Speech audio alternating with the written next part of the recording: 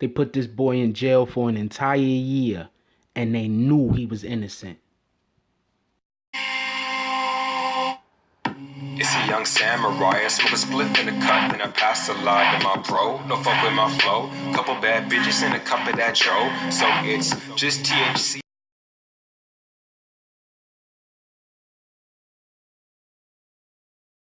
BBN, Jack Frost, what's up, party people? Hey, before that video even start, hit that like button, subscribe, and join the notification squad. Hashtag Bronx Bombers. Let's get it. Alright, so, for everybody that does not live in New York City, well, we all know that, police, they be on whatever BS they be on. So, I tell you what, this is what I'm going to do. I'm going to let you see the clip first.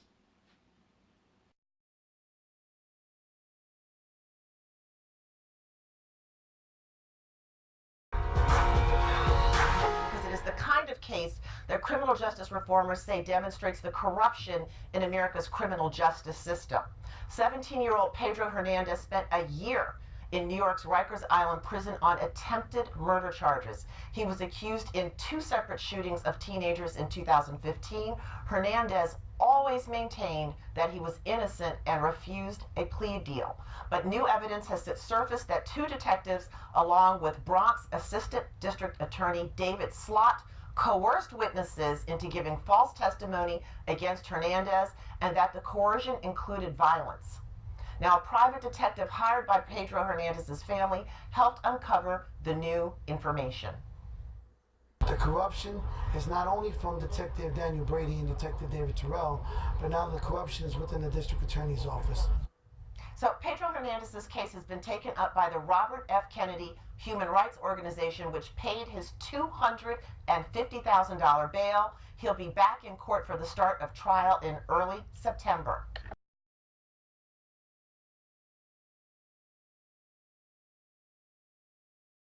Yo, that's crazy. That's crazy. The DAs and the police are working together to put individuals in jail and then in prison that they know did not commit the crime. They're arresting you with the intent of proving you guilty, instead of arresting you with the intent of finding out what really happened. That's dangerous. That's so dangerous. Link is in the description, by the way. The whole entire link, you can see everything that they talked about over there on News One now.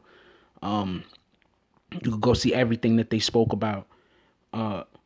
They even went into it a little bit further, explaining that all the cases that are actually being looked at now, because they had one particular freaking confidential informant who was involved in like 60 something cases. That's crazy. How does one guy know about 67 crimes or 60 something crimes? How does one guy know about 20 separate crimes?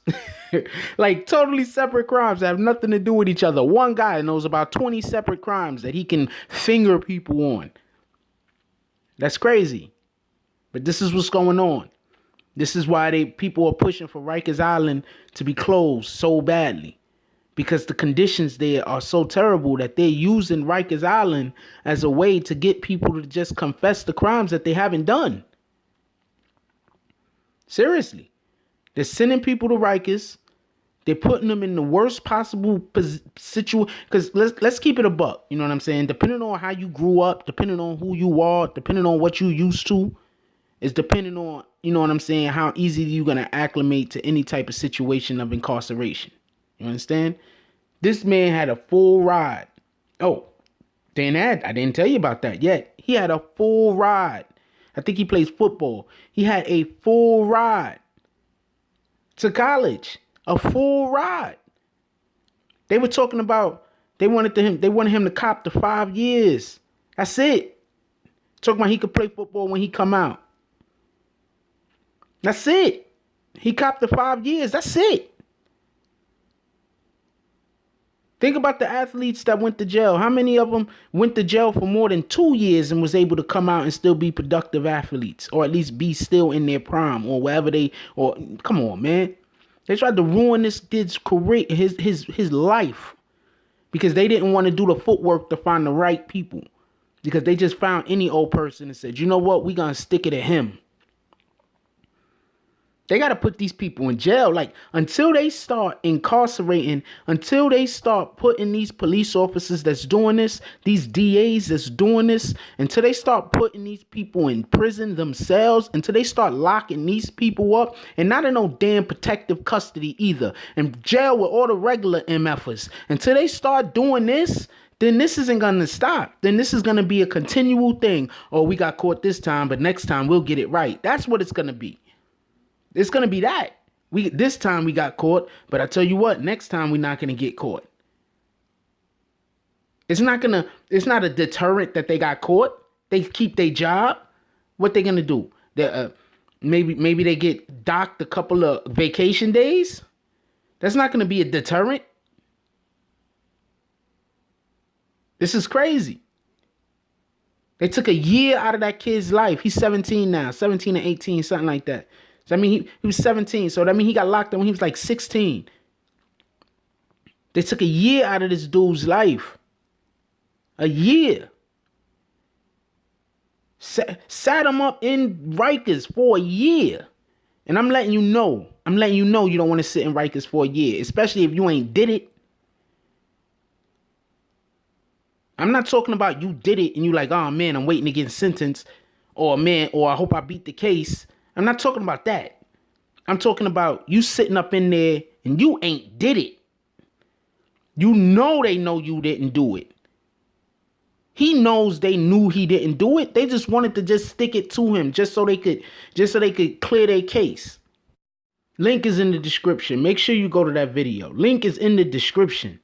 If you watch that little video, if you watch that video a little bit longer, you're going to get to the point where they say that the police took one of the witnesses on a long drive and basically beat him until he agreed to say what they wanted him to say. This is what's going on, yo. They need to look at every single case that involves the DA that's involved in this particular case. They need to look at every single case that involves these two police officers. Then they need to hold them accountable for all freaking malfeasance. Hold them accountable for every time that they circumvented the law, or that they played with these people's lives, that now you got people. Imagine how many people is upstate right now because they copped to something because they didn't think they was gonna beat it, and they not even guilty. You understand? You want to know what the real crime is? The real crime is that first of all, it's a crime to send somebody away for attempted murder that didn't attempt murder. It's a crime to send somebody away for murder that didn't murder. But you want to know what the real crime is? You leaving the murderers out on the street to keep murdering. You know what?